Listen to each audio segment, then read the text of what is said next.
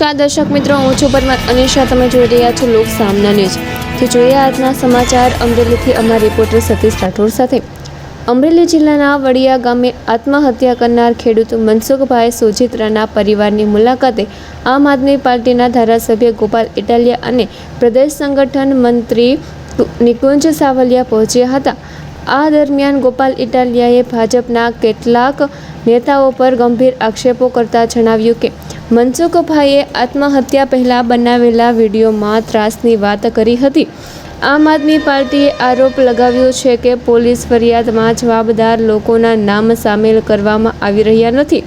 સાથે જ ખેડૂતોના જમીન અને રસ્તા સંબંધિત પ્રશ્નોમાં વહીવટી તંત્ર સજાગ બની યોગ્ય કાર્યવાહી કરે તેવી માંગ પણ ઉઠાવવામાં આવી છે.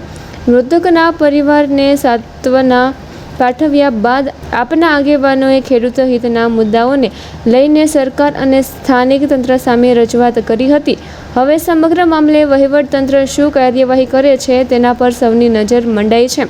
તો ફરી મળીશું એક નવા સમાચાર સાથે. ત્યાં સુધી જોતા રહો લોક સામના ન્યૂઝ.